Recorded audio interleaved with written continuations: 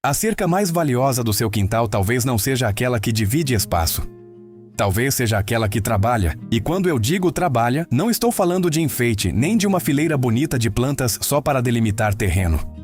Estou falando de uma estrutura viva, antiga, quase esquecida, que em muitos quintais do passado fazia 3 coisas ao mesmo tempo sem depender de máquina, sem gastar energia e sem pedir manutenção complicada. Ela alimentava as galinhas, quebrava o vento e ainda criava uma espécie de escudo natural para proteger a colheita. Hoje, quando alguém pensa em cerca, pensa em contenção, arame, madeira, tela, muro, algo parado, algo que apenas separa. Mas em muitos sistemas antigos, principalmente nos quintais realmente inteligentes, a borda do terreno não era uma linha morta. Era uma zona produtiva, uma faixa viva, um lugar onde cada planta tinha função. Algumas davam folhas e brotos para os animais, outras seguravam a umidade, outras freavam rajadas, outras criavam sombra parcial nas horas mais agressivas. E sem parecer grande coisa, essa borda começava a mudar o comportamento do quintal inteiro. Esse é o tipo de detalhe que o olhar moderno quase sempre ignora, porque o olhar moderno foi treinado para pensar em elementos separados. O canteiro é uma coisa, a cerca é outra, o galinheiro é outro setor, a proteção contra vento é outro problema, a sombra, outro, a ração, outro gasto. Tudo parece uma tarefa independente, cada uma pedindo uma compra, uma solução, um produto, uma intervenção. E é justamente aí que o quintal começa a ficar caro, cansativo e frágil. Os antigos, mesmo sem usar essa linguagem, pensavam diferente. Eles procuravam pontos onde uma única decisão resolvesse várias coisas ao mesmo tempo. Essa era a genialidade silenciosa do quintal antigo. Uma cerca viva não entrava ali só porque era bonita. Ela entrava porque diminuía o impacto do vento que rasgava folhas, derrubava flores, entortava mudas e secava a terra mais rápido. Entrava porque podia servir de alimento complementar para galinhas, cabras pequenas ou outros animais de quintal, dependendo da região e das plantas escolhidas. Entrava porque criava abrigo para insetos úteis, sombra parcial para espécies mais delicadas, barreira visual, microclima, matéria orgânica, raízes que ajudavam a estruturar a borda do solo e, em muitos casos, até combustível leve ou estacas futuras depois das podas. Agora pensa comigo. Quantas vezes você já viu alguém gastar dinheiro tentando corrigir problema de vento dentro da horta, quando o erro começou na borda? Quantas vezes a solução virou sombrite, tela, quebra-vento artificial, irrigação extra para compensar ressecamento, adubo para planta estressada, remédio para praga que apareceu porque a cultura enfraqueceu? Tudo isso é sintoma. A causa muitas vezes está no desenho do quintal. O vento parece invisível, mas ele rouba mais do que muita gente percebe. Ele arranca a umidade do solo. Ele acelera a transpiração. Ele força caule novo.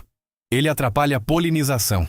Ele resseca bordas de folha. Ele derruba flores antes da frutificação. Ele transforma um canteiro promissor em uma área que nunca parece engrenar.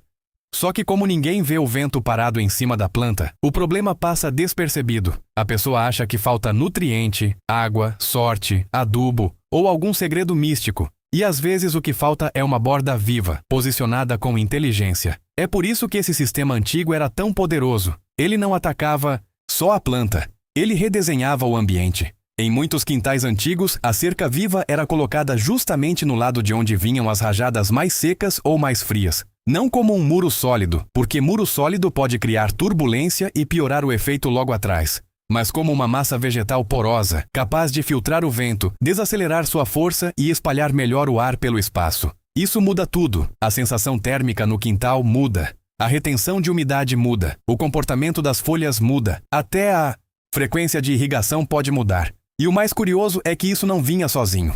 Porque uma cerca viva bem escolhida também se transforma em alimento. Não alimento humano direto, necessariamente, embora em muitos casos também pudesse ser. Mas alimento do sistema. Galinhas adoram forragear. Elas não vivem bem apenas de um punhado seco e repetitivo, principalmente em contextos de quintal produtivo. Quando existe uma faixa viva com folhas tenras, sementes, sombra, insetos abrigados e espaço para ciscar por perto, o comportamento delas melhora. O gasto com suplementação pode cair e a integração do quintal fica mais inteligente. O que era borda vira recurso. E aqui mora uma diferença brutal entre um quintal comum e um quintal pensado com lógica antiga. No quintal comum, cada elemento ocupa espaço. No quintal inteligente, cada elemento multiplica função. Uma fileira de plantas na borda pode virar cerca, forragem, barreira de vento, abrigo de vida útil, fonte de poda, proteção visual, filtro de poeira, retenção de umidade e produção de matéria orgânica. Isso é muito mais poderoso do que parece, porque quando você coloca várias funções dentro de uma mesma faixa de terra, o quintal começa a render mais sem precisar crescer de tamanho. E esse talvez seja um dos segredos mais subestimados da autossuficiência real. Não é só sobre produzir muito, é sobre fazer o espaço trabalhar com inteligência. Os antigos entendiam isso porque não podiam se dar ao luxo de desperdiçar borda. Quem vive de quintal, de horta, de pequenos animais, de clima incerto, aprende rápido que periferia mal planejada vira problema. A borda é sempre a primeira a sofrer com vento, invasão, ressecamento, sombra errada, erosão e desgaste. Então, em vez de abandonar esse pedaço, muitos transformavam justamente a borda no primeiro escudo do sistema. E quando o primeiro escudo funciona, o miolo do quintal respira. Talvez você já tenha visto isso sem perceber. Um canto onde a horta parecia mais calma. Um lado do terreno onde a terra ficava úmida por mais tempo.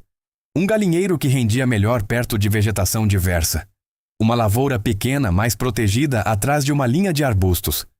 Aquela sensação de que certos quintais têm uma espécie de abrigo natural, como se tudo lá dentro fosse menos castigado. Quase nunca é acaso. Quase sempre é desenho. O grande erro de hoje é achar que produtividade vem só do que você coloca no canteiro. Mas produtividade também vem do que protege o canteiro.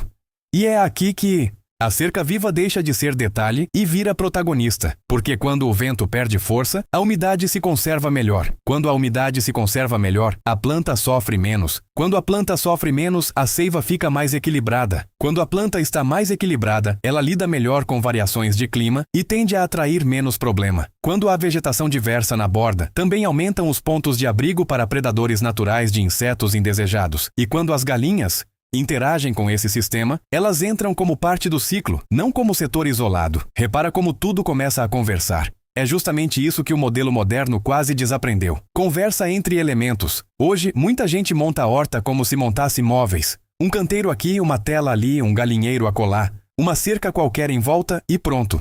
Só que quintal produtivo não é montagem. É ecologia organizada. E ecologia organizada não se resume a plantar. Ela se resume a posicionar. Uma cerca viva bem pensada pode ser montada com espécies que suportam poda, rebrotam bem, oferecem folhas tenras em certos períodos, criam massa suficiente para frear vento sem fechar completamente a passagem de ar e ainda ajudam a estruturar a margem do terreno. Em vez de deixar um limite morto e caro, você cria um limite vivo e útil. Isso faz tanto sentido que chega a parecer estranho ter sido esquecido, mas talvez tenha sido esquecido justamente porque não vende uma solução imediata em embalagem. Brilhante. Uma cerca viva pede observação. Pede tempo. Pede escolha certa de espécie. Pede entendimento do lugar. E o mercado moderno prefere vender correção rápida para sintomas isolados. É mais lucrativo vender irrigação extra, tela extra, adubo extra, remédio extra, do que ensinar alguém a transformar a borda do terreno em uma máquina silenciosa de proteção e rendimento. E essa é a parte mais provocadora de todas. Talvez você não esteja perdendo colheita só no canteiro. Talvez esteja perdendo colheita naquilo que nunca plantou ao redor dele. Quando você entende isso, o quintal muda de escala. Você para de olhar só para a área de cultivo e começa a olhar para o sistema inteiro. De onde entra o vento, onde bate o sol mais cruel, onde a poeira se acumula, onde a água escorre, onde as galinhas passam, onde o solo da borda racha primeiro, onde caberia uma faixa viva que ao mesmo tempo protege, alimenta e fortalece tudo o que está atrás dela. Aí o jogo muda, e não muda de forma teórica, muda na prática. As folhas novas param de apanhar tanto, as mudas jovens se firmam melhor. Certos cultivos deixam de parecer permanentemente estressados. O quintal ganha sensação de abrigo. As galinhas passam a interagir com mais riqueza de estímulo. O volume de matéria orgânica aumenta com as podas. O chão da borda melhora. O microclima se reorganiza.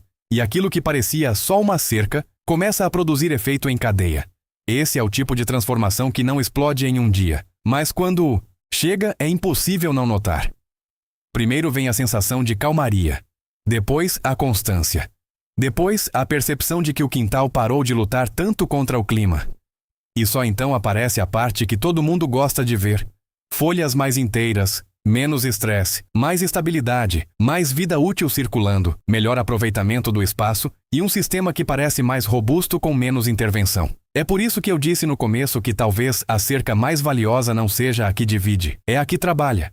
E quanto mais você pensa nisso, mais percebe que esse princípio vale para quase tudo na mini fazenda autossustentável. O melhor elemento raramente é o que faz uma função só. O melhor elemento é o que, em silêncio, resolve várias fraquezas ao mesmo tempo. A cerca viva faz exatamente isso. Ela não entra no quintal como acessório, ela entra como infraestrutura biológica. Talvez seja essa a diferença mais elegante entre um quintal montado para parecer produtivo e um quintal desenhado para continuar produtivo. O primeiro depende de correção constante. O segundo depende de relações bem construídas. E quando relações bem construídas amadurecem, elas começam a trabalhar por você. Agora imagina isso no longo prazo. Uma borda viva já estabelecida. Podas periódicas virando cobertura para o solo. Galinhas aproveitando sombra, insetos e material verde. O vento chegando quebrado, não brutal. As culturas mais sensíveis protegidas logo atrás. Menos perda por estresse. Menos necessidade de improvisar. Escudos artificiais. Menos sensação de que o quintal está sempre à beira de colapso quando o clima muda. Isso não é só uma técnica, é uma forma de pensar. Uma forma de pensar que trata o quintal como organismo e não como soma de setores isolados. E talvez seja justamente isso que tantos quintais perderam sem perceber. Eles ainda têm planta, rega, adubo, cerca, galinha, canteiro, mas perderam a inteligência das ligações. Cada parte continua existindo, só que sem conversa. E quando não há conversa, a energia vai embora em manutenção. Já os sistemas antigos, mesmo simples, tinham conversa. A borda conversava com o vento conversava com a água conversava com o solo conversava com as culturas conversavam com as galinhas conversavam com os restos voltavam para o sistema. E de repente, aquilo que parecia modesto se tornava extraordinariamente eficiente. É por isso que uma cerca viva dessas não deve ser vista como luxo, nem como paisagismo romântico. Ela é ferramenta. Ferramenta viva. Ferramenta que cresce. Ferramenta que alimenta. Ferramenta que protege. Ferramenta que transforma a borda em escudo e o escudo em produtividade. E esse é o clímax escondido dessa história. Você não precisa necessariamente aumentar seu quintal para colher melhor. Às vezes, você precisa só fazer a borda dele começar a trabalhar. Se essa ideia abriu sua cabeça, me conta aqui nos comentários. No seu quintal, qual é o lado de onde o vento mais castiga? E você já pensou em transformar essa borda em uma cerca viva funcional? Quero muito saber.